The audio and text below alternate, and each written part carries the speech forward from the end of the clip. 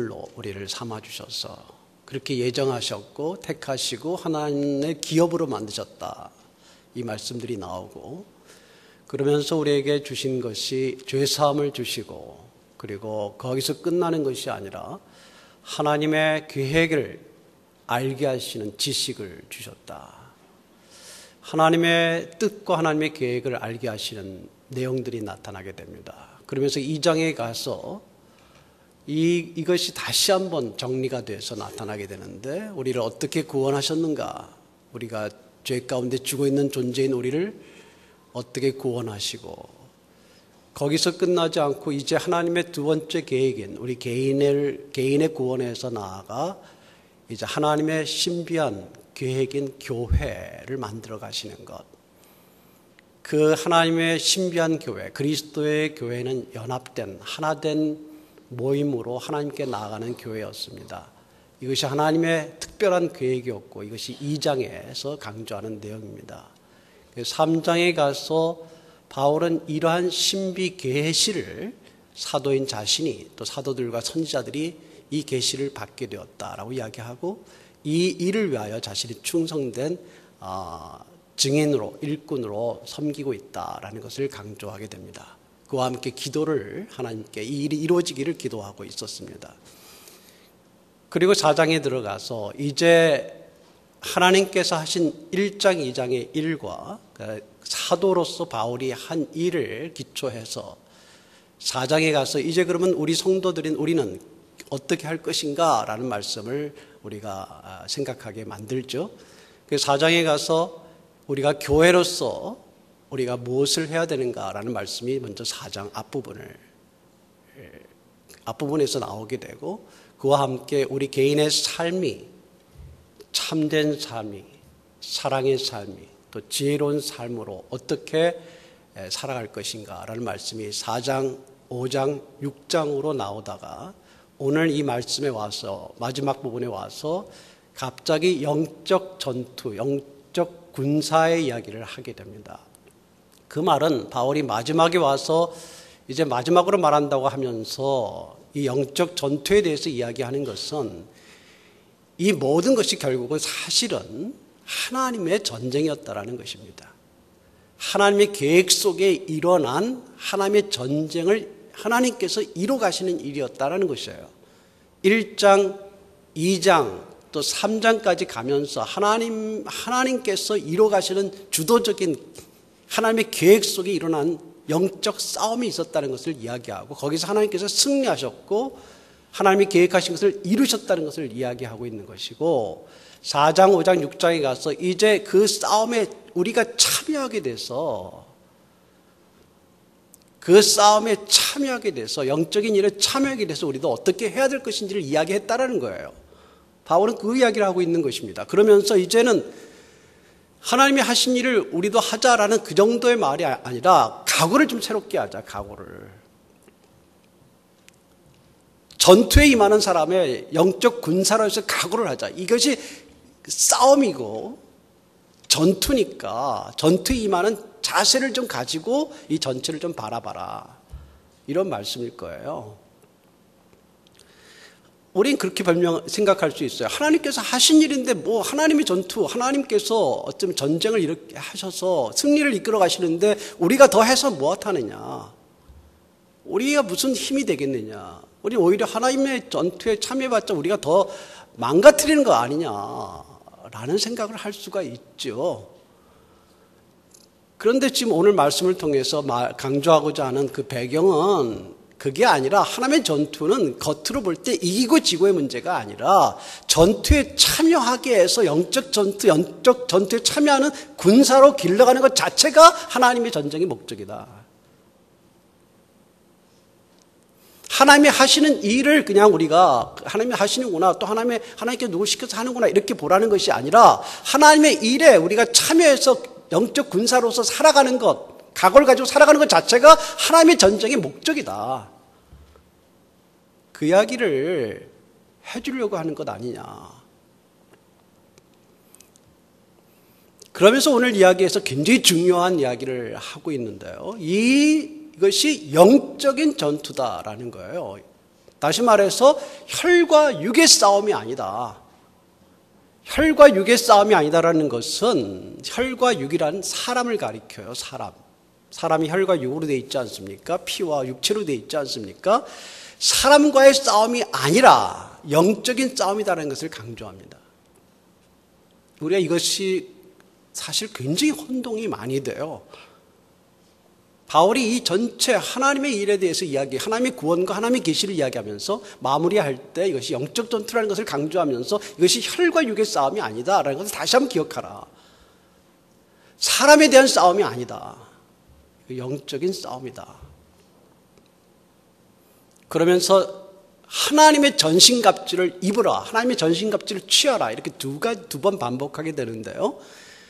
왜 하나님의 전신갑주냐? 전신갑주라는 것은 말 그대로 우리 전체를 무장하는 것을 말합니다. 부분적인 무장이 아니에요. 어떤 부분이 무장됐기 때문에 됐다고 끝나는 게 아니라 전신갑주란 말 그대로 모든 부분에 준비되어야 될 모든 부분에 준비하는 것이 목적이다라는 거예요. 그게 전신갑주의 뜻입니다. 그런데 하나님의 전신갑주라는 것은 사람의 것과 다르다라는 것입니다. 사람이 무장하듯이 그렇게 무장하는 게 아니라 하나님의 무장하라고 하는 것을 가지고 무장해야 된다는 것이 하나님의 전신갑주예요. 그러면서 이제 마귀의 계계를 우리가 이겨나가기 위해서라는 말씀을 하시는데, 마귀라는 말이 여러분 디아볼로스라고 말하는 말인데요. 이 마귀에 대한 원래 말이 성경에서 말할 때 디아볼로스라는 말은 중상하는 자라는 뜻을 가지고 있습니다. 이게 디아발로라는 말에서 나오는데 이 말은 중상하다, 남을 헐뜯다, 거짓말로 나쁘게 말하다, 속이다라는 말이 담긴 내용입니다. 여기서 디아볼로스라는 마귀라는 말이 나오는데 결국 마귀는 우리를 속여서 못되게 하거나 하나님과 우리 사이를 이간질시키거나 사람과 사람 사이를 이간질시키는 일을 하는 자가 디아볼로스, 마귀라는 뜻입니다. 그 마귀라는 이름을 여기다 썼어요. 마귀의 관계란 마귀는 이것을 지독하게 잘한다는 거예요. 이 일을 지독하게 잘해서 그렇게 우리로 하여금 꼼짝 못하게 영적 전투에 임하지 못하게 만든다는 것입니다. 그래서 관계라는 말을 쓴 것입니다. 그러니까 우리가 영적 전투를 못하게 만드는 마귀의 방법이 뭐겠습니까? 여러분 보실 때 마귀는 영적 전투가 있지 않다라고 생각하게 만들지 모릅니다. 우리가 지금 뭐 전투하고 있다 이런 생각을 하지 않는 거죠. 영적 전투에 임하고 있다, 영적 전투에 임하는 우리의 영적인 군사다라는 생각을 못하게 만드는 거죠. 그냥 교회 다니면 되지 뭘 또 싸움이냐, 이게 이렇게 피곤하게 하느냐, 이 전투에 임하려면 긴장해야 되고 뭔가 이렇게 하지 말고 그냥 편하게 다니자. 영적 전투가 우리의 임하는, 영적 전투에 임해야 되는 영적인 군사라는 생각을 하지 못하게 만드는 것이 디아볼로스, 마귀의 관계가 됩니다. 아무런 생각 없이 긴장하지 않고 그냥 그대로 살게 만드는 것이죠. 영적 전투를 모르게 한다거나 아니면 영적 전투에 임해야 되는 군사가 영적인 일이 아니라 육체적인 일에 탐닉하게 하거나, 그래서 육체적인 야망, 쾌락, 육체적인 명예, 물질, 우리가 우리 가정에 건강한 삶을 위해서 물질을 추구하는 것, 기본적인 물질을 추구하고 직업에 임하는 것이 나쁜 게 아니잖아요. 우리에게 주신 소명입니다, 그것도. 그러나 영적인 일에 참여하지 않고 영적인 전투에 임하지 않기 위해서 마귀가 어떻게 하든지 그쪽 일을 더 우선순위로 모든 걸 다 거기에 탐닉하게 만들고, 교회 생활이든 가정 생활이든 사회 생활이든 그 일이 자기에게 최우선이라는 걸로 생각하게 만드는, 즉 영적 전투를 생각하지 못하게 만드는 육체적인 일에 집착하게 만드는 것이 사단의, 마귀의 관계예요. 이해되시죠, 여러분? 또 이것이 영적 전투이기 때문에 영적 전투에 참여하지 못하게 하는 중요한 방법은 영적 전투가 아니라 육체적 전투를 하게 하는 것입니다. 뭐죠? 혈과 육과 싸우는 것입니다. 즉 사람과 싸우는 것이에요. 의견이 달라서 싸우고요. 마음에 안 들어서 싸우고요. 나에게 상처를 줬기 때문에 싸우고요. 서로 대립하고 싸우는 거, 이게 영적인 전투를 하지 못하게 만드는 디아볼로스의 관계입니다. 그러면서 우린 그렇게 생각해요. 상대방이 마귀에 의해서 지배되고 있다고 생각하게 만들어요. 근데 사실은 이 싸움이 혈과 육의 싸움이 아니고 벌써 우리 자신이 그런 생각을 하고 있는 것은 내가 싸움에 지고 있다는 것입니다.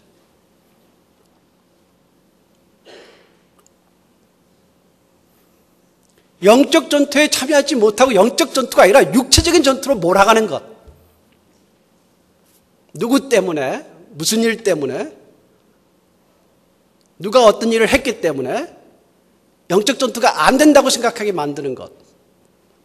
이것이 마귀의 관계입니다. 우리가 흔히 실수할 수 있고 우리가 착각하게 하는 중요한 것이 마귀는 그걸 관계를 써서 그렇게 만들거든요. 영적 전투가 없게 만드는 것입니다. 그래서 바울은 마지막에 에베소서 마지막에 다시 한번 기억하게 합니다. 우리가 영적인 군사라는 것, 혈과 육의 싸움이 아니다. 바울을 죽이려고 덤벼들었던 많은 사람들이 그의 대상이 아니다라는 거예요. 바울에게도. 바울을 핍박했던 많은 사람들이 그의 육체의 대적들이 아니다라는 거예요. 바울이 생각할 때. 그런 영적인 싸움을 하고 있다라는 거예요. 이 모든 일이 하나님의 계획 속에 하나님의 군사로서 싸워나가고 있다는 거예요. 자기 자신을 이겨야 되고 가장 중요한 게 서로 하나 되지 못하게 하는 것들을 하나 되게 하는 것이 극복이다 이거예요. 육체적인 싸움은 우리의 마음속에 미움과 증오를 심지만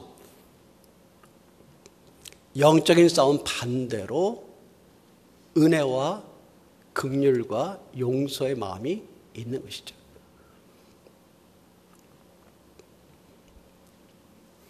영적 전투를 싸우게 만드는 것이 바울의 마지막 이 중요한 말씀이다 이렇게 생각할 수 있습니다.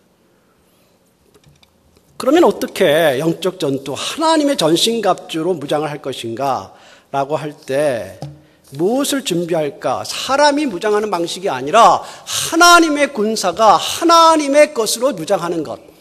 이것이 전신갑주, 하나님의 전신갑주가 되죠.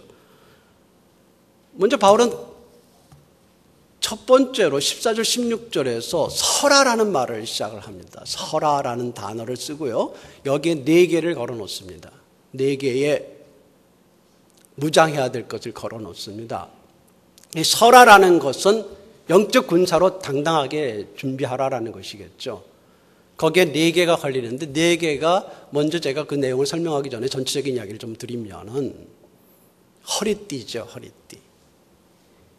허리띠. 군사가 준비할 때 먼저 허리띠가 필요하다. 왜 허리띠가 필요하냐면 당시의 옷들은 특히 지금도 우리의 옷이 허리띠 없으면 안 되지만 당시의 옷들은 일종의 망토 같은 거죠. 망토같이 통으로 된 것입니다. 허리띠로 묶지 않으면 헐렁헐렁거려요. 그래서 이게 뭐 일을 할 수 없게 만들어요. 가까운 데 가는 건 상관없지만 무슨 일에 긴장된 일을 하려고 할 때 할 수 없게 만들어요. 허리띠가 없으면. 그 허리띠를 첫 번째 이야기했습니다. 두 번째로는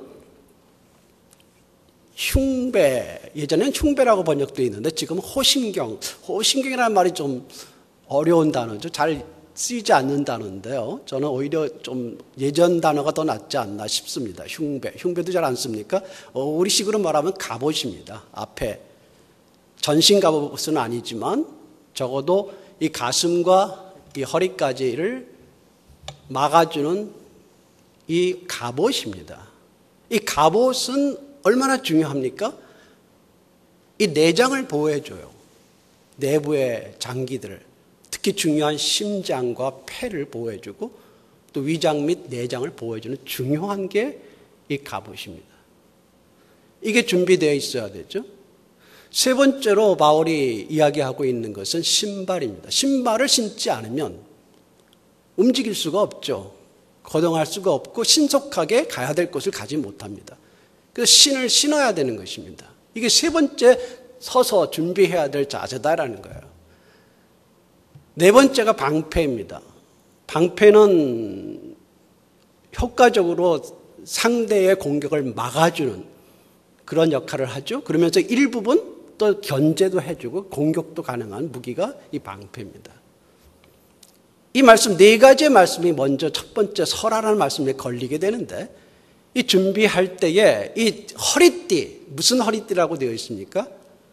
진리의 허리띠라고 그러죠. 진리의 허리띠. 진리의 허리띠라는 것은 하나님의 말씀으로 무장하라라는 뜻도 되겠죠.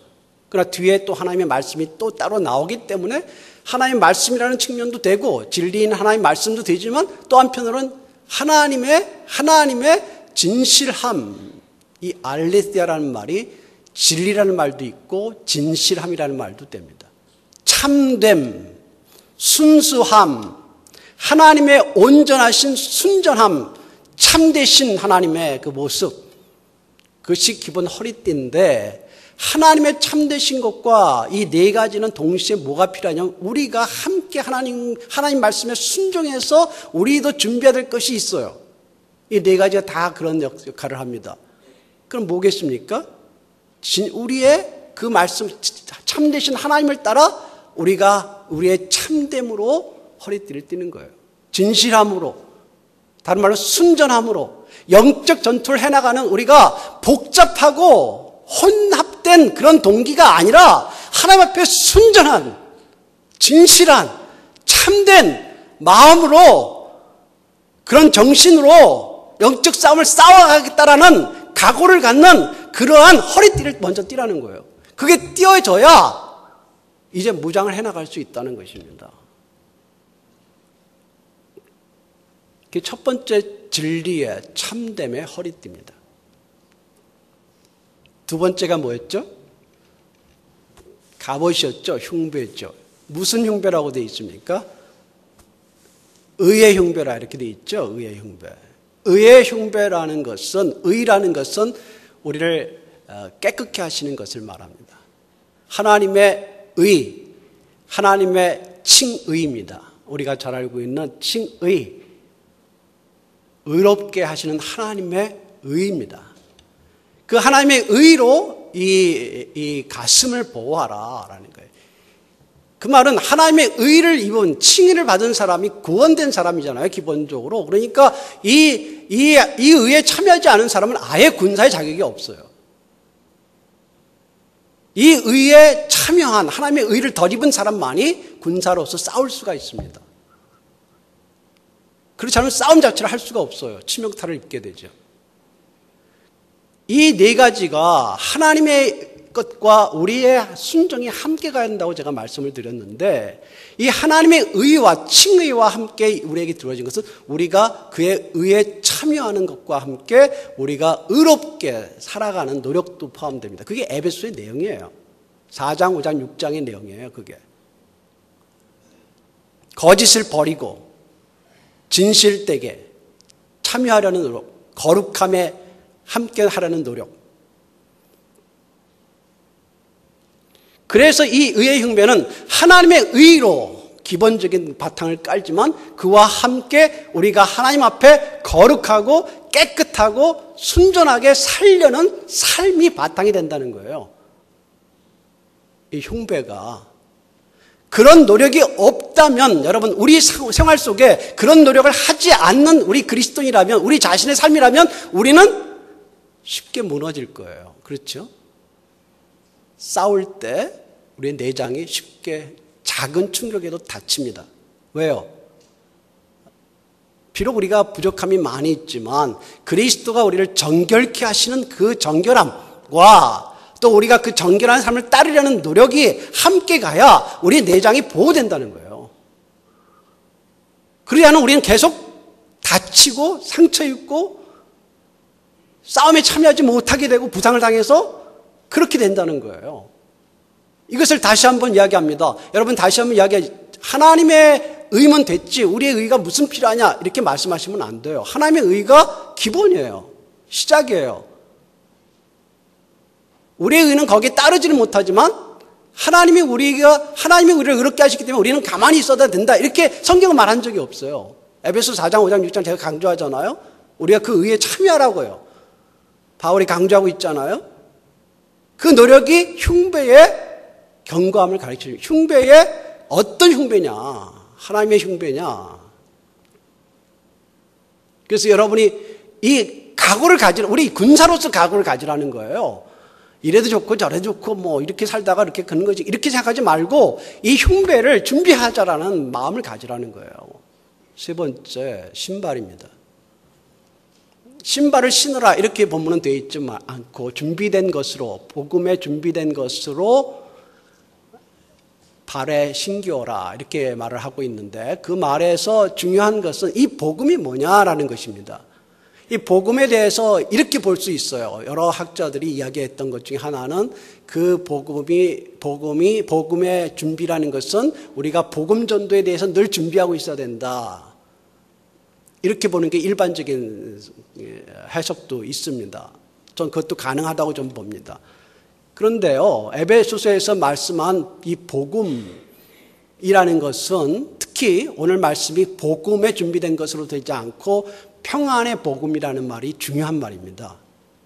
평안의 복음, 평안의 복음이란 평화의 복음입니다. 말 그대로. 평화의 복음은 우리가 복음 전도하는 준비의 부분들도 있겠지만 중요한 것은 이미 됐다라는 것에 있어요.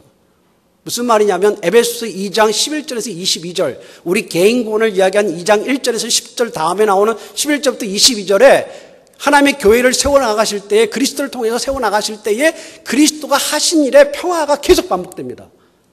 다른 말로 해서 그것이 평화의 복음이라는 거예요. 평화의 복음이란 하나님과 사람 사이에 분리됐던 그 관계를 그리스도의 피로 하나 되게 만드시는 평화이고요. 그리스도 안에서 하나 될 수 없었던, 본래 하나 될 수 없었던 사람들을 그리스도 안에서 그리스도의 피로, 그리스도의 사역의 결과로 하나 되게 만드는 것이, 그래서 하나 되게 만들어서 하나님께 함께 나아가게 만드는 것이 평화의 복음이에요. 이해되시죠, 여러분? 평화의 복음이란 그런 것입니다. 이 평화의 복음을 어디서 찾을 수가 없어요, 딴 데에서는. 그리스도의 말씀과 그리스도의 교회를 떠나서는 이 평화의 복음이 존재하지 않아요. 하나님과 평화하기 위해서는 그리스도 안에 있어야 되고 하나님의 말씀에 의해서만 돼야 되고 또 교회 안에, 그리스도의 교회 안에서 가능한 일이에요. 이해되십니까? 세상에서 못 찾아요. 하나님과 어떻게 화목할 수 있습니까, 사람이? 그리스도의 이 평화의 복음 안에서, 그래서 그리스도가 이 일을 하나님과 우리의 분리됐던, 우리가 헤어져 있고 원수됐던, 하나님과 원수됐던 우리를 하나님과 화목하게 위해서 만드신 것이 그리스도의 교회란 말이에요. 그렇기 때문에 평화의 복음은 이 교회 안에 있어요. 교회 안에 나눠졌던 유대인들과 당시에 이방인들 서로 하나 될 수 없는 너무나도 많은 이유가 있지 않았습니까? 유대인들이 볼 때에 어떻게 저런 사람들이 율법을 또 안 지키면서 하나님과 화목하려고 그래요? 어떻게 우리와 식사를 같이 하겠어요? 이방인들이 볼 때에 저런 율법자들이, 형식적이고 율법자들을 어떻게 하나 사랑할 수 있겠어요? 그걸 가능케 만드신 분이 그리스도시거든요. 예수 그리스도의 평화의 복음이 그걸 가능하게 만들었어요. 서로 이해하게 하고 서로 용서하게 하고 서로를 존중하게 만들고 서로를 높여주게 하고 서로를 위로하게 하고, 그리스도가 은혜를 주지 않았으면 우리 마음속에 은혜가 생기지 않습니다. 우리 마음속에 그리스도의 은혜를 닫아버리면 우리가 서로를 절대로 용납할 수 없게 돼요. 제가 학교에서 그냥 평교수로 있을 때하고 보직을 맡아서 할 때랑 너무 다르더군요. 부딪힐 일이 더 많아요. 쉽지 않습니다. 하나 될 수 없는 이유가 너무 많아요. 또 내가 혹시 말씀에 따라서 은혜를 받아서 하나 되려고 노력한다고 해서 상대가 하나 된다는 보장이 없어요. 상대가 노력한다는 보장도 없어요. 근데 어떻게 해야 될까요?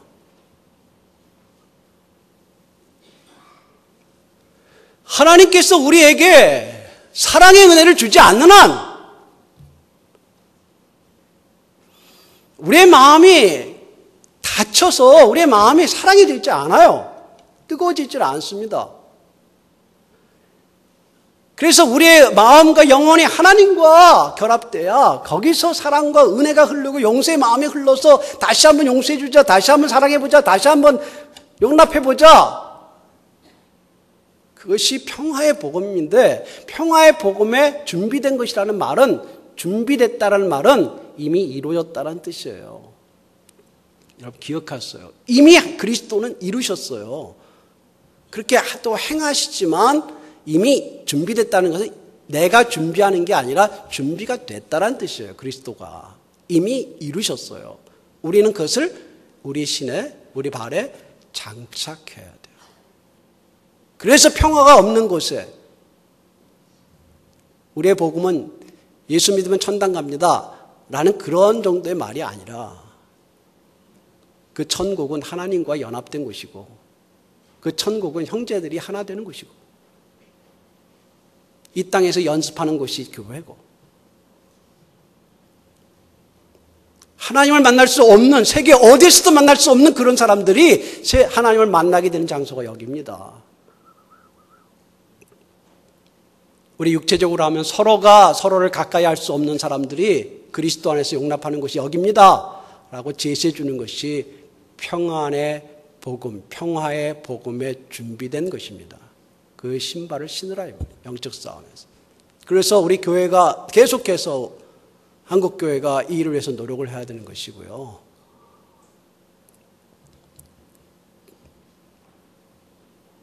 그리고 네 번째가 뭐죠? 방패죠. 믿음의 방패입니다. 믿음의 방패라는 것은 이 방패를 하나님께서 우리를 구원하신다. 또 하나님이 살아계시다라는 믿음을 가진 방패를 말할 거겠죠. 또 하나 이것은 중요한 것은 그 믿음의 방패라는 것이 단순히 믿어보자, 믿는다라는 그런 것만이 아닐 거예요.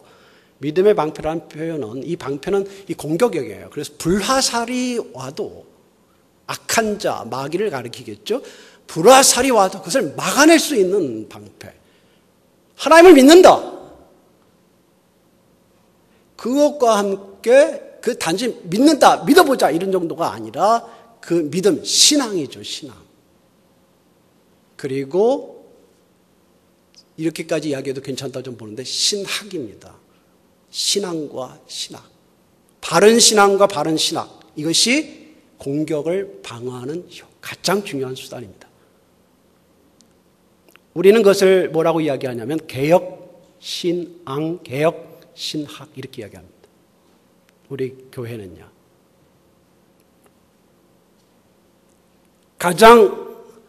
가장 믿음을 잘 표현하고 있는 체계, 이것이 개혁신앙, 개혁신학이다 이렇게 이야기합니다. 신학이란 말이 여러분에게 좀 생소하겠습니다만은 이 방패가 얼마나 중요한지 여러분 이해되시죠? 이 준비가 굉장히 중요합니다. 이게 잘 안 되면요, 이 칼만으로 안 돼요. 굉장히 당시의 싸움에서 이 방패는 중요합니다. 제가 방패는 방어면서도 일부 공격도 가능하다고 그랬죠. 견제하고 칼로 치지 않겠습니까?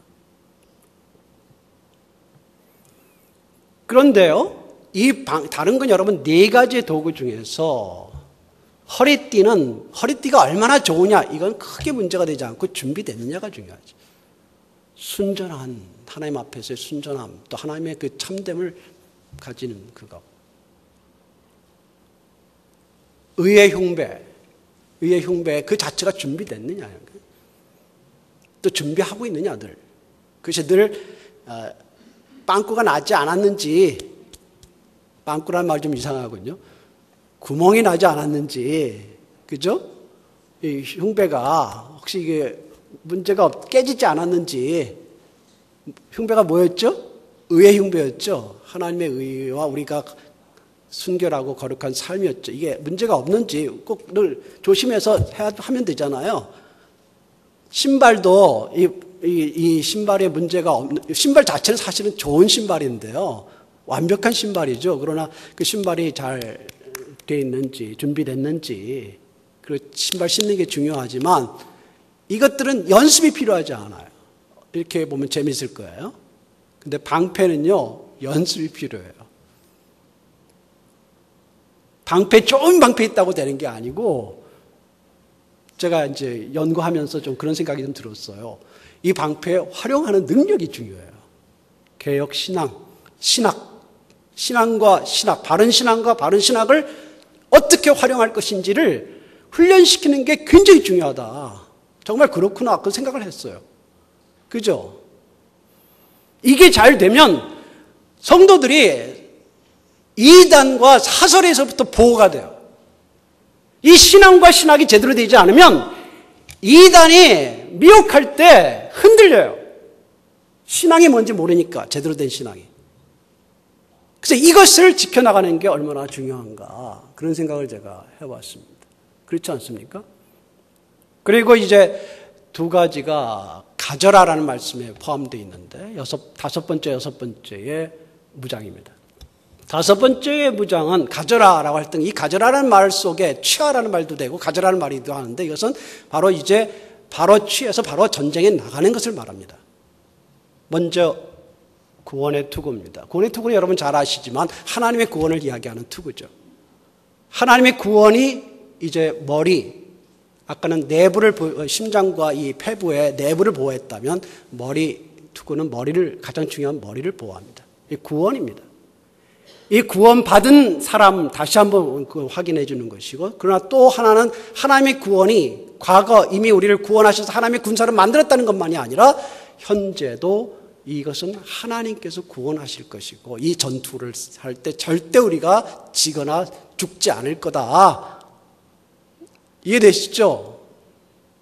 이 투구는, 구원의 투구는, 하나님의 구원의 투구는 절대로 우리가 죽지 않을 거다. 머리 다치지 않을 거다. 왜? 하나님의 투구니까. 또 하나님께서 어떤 일이 있어도 우리를 건져내실 거다. 구원이잖아요. 건져내실 거다. 소망이죠.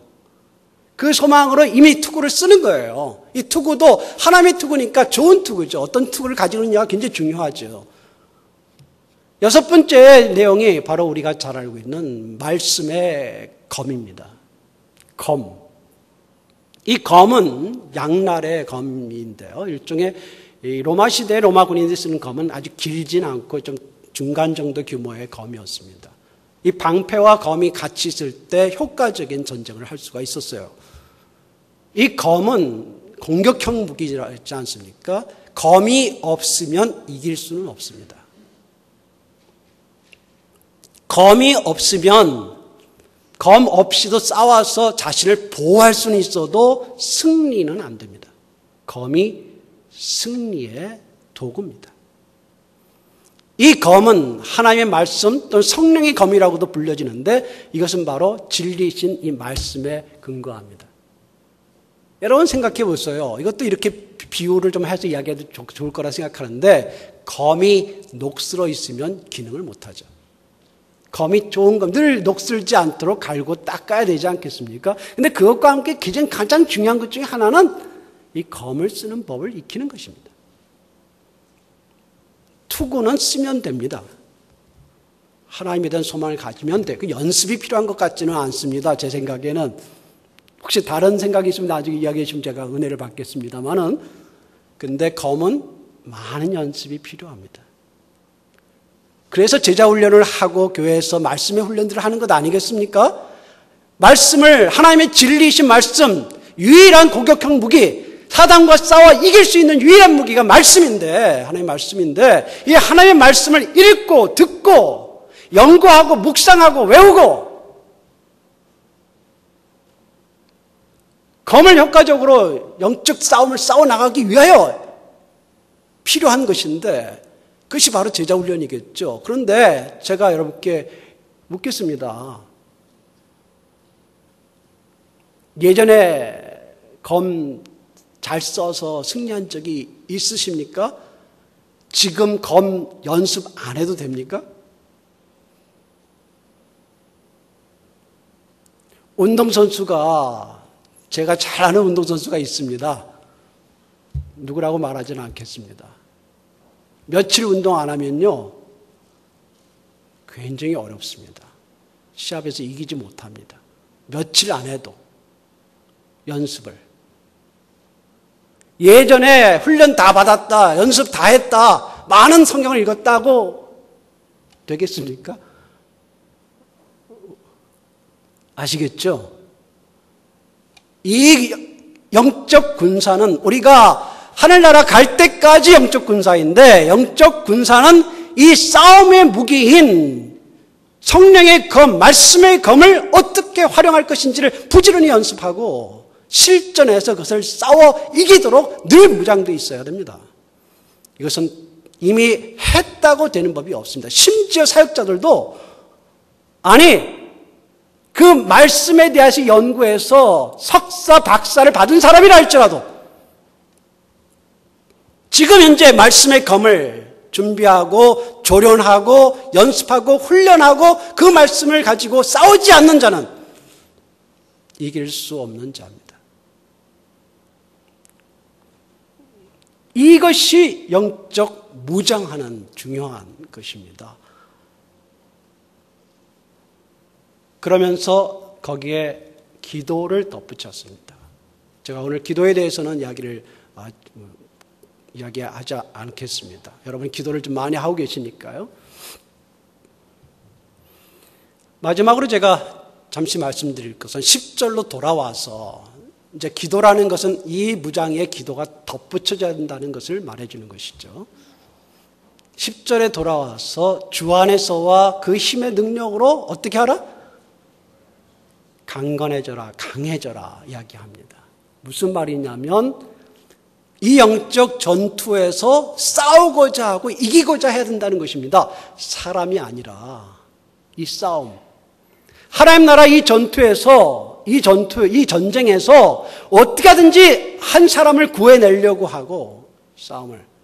한 사람을 성숙하게 만들려고 하고, 하나님의 무장된 군사로 만들려고 하고, 한 사람 한 사람이 사단과 대적해서 싸워 이길 수 있게 하는 일에 우리가 연합해서 최선을 다해서 싸워 나갈 때에 강하라 이거예요. 강하라는 말은 질 거라고 생각하지 말라는 거예요. 질 거라고 생각하는 운동선수가 이기는 법이 없어요.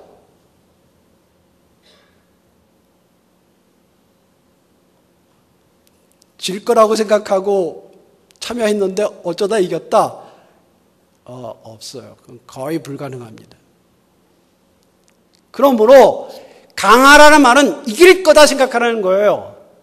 근데 우리의 형편을 볼 때, 우리의 모습을 볼 때 어떻게 이기느냐 이래가지고 우리 그런 한숨이 나오지 않아요? 우리 자신을 볼 때 이렇게 연약하고 이렇게 부족하고 이렇게 한심한데 어떻게 내가 영적 싸움에서 이기겠는가? 그렇게 보지 않아요? 또 우리를 상대로 해서 꺾고 있는 악한 자와 이 사단이 얼마나 강력한지 우리가 경험하고 알고 있는데 어떻게 그 싸움에서 이기겠느냐는 거예요. 오늘 볼 때 말씀이 나오잖아요. 통치자들과 권세들과 이 말이 얼마나 강하고 파워 있는 말들이에요. 이 어둠의 세상 주관자들과 하늘에 있는 악한 영들과 싸워 어떻게 이기냐는 거예요. 우리 힘으로. 그래서 말씀하시는 게 주 안에서 강하라는 거예요. 주 안에서. 우리의 상황과 우리의 형편을 봐서는 이길 수 없다라는 거예요. 그러나 그리스도를 보라는 거예요. 그리스도를. 우리는 그리스도에게 맡기고 준비하라는 거예요. 그리고 싸우라 할 때 싸우라는 거예요. 질 거다 이길 거다 이렇게 넘어가지 말고 이게 하나 그리스도께서 이길 것이다. 그리스도께서 우리는 지는 것처럼 보일 때라도 그리스도는 절대로 진 적이 없어요. 우리 눈에는 그리스도가 죽은 것처럼 보이죠. 십자가에서. 그러나 그는 부활을 준비하는 분이에요. 사도행전의 교회가 늘 승리했나요? 예, 늘 승리했죠. 그러나 인간의 눈으로 볼 때는 부흥하는 것처럼 보일 때가 있고 핍박받아서 죽을 때가 있고 은둔해서 할 때가 있고 부족할 때가 있습니다. 사람의 눈으로 볼 때는. 그러나 주님은 결코 진 적이 없어요. 그러므로 현재 형편을 보지 말고 주 안에서 강하고 주의 그 힘의 능력으로 강하라. 그리스도를 바라보라는 거예요. 영적 전투의 대장은 우리 주님 예수 그리스도라는 것이죠. 거기에 기도에도 바로 그 힘이에요. 인내하는 기도란 그것입니다. 끊임없지 않은 기도란 그것입니다. 지금의 결과를 보는 게 아니라 미래의 그리스도의 승리를 바라보는 것이죠. 여러분에게 단주간 또 살아가실 때에 또 한번 긴장해서 그리스도의 군사로 한번 무장하고 혹시 우리가 약해졌지 않은가. 우리는 약하지만 그리스도의 의존에서 우리의 마음을 강하게 하고 그리스도의 전투에 참여하는 여러분 되시기를 주님의 이름으로 축복합니다. 기도하겠습니다. 우리의 대장 되신 예수 그리스도께서 우리와 함께 하시고 한 사람 한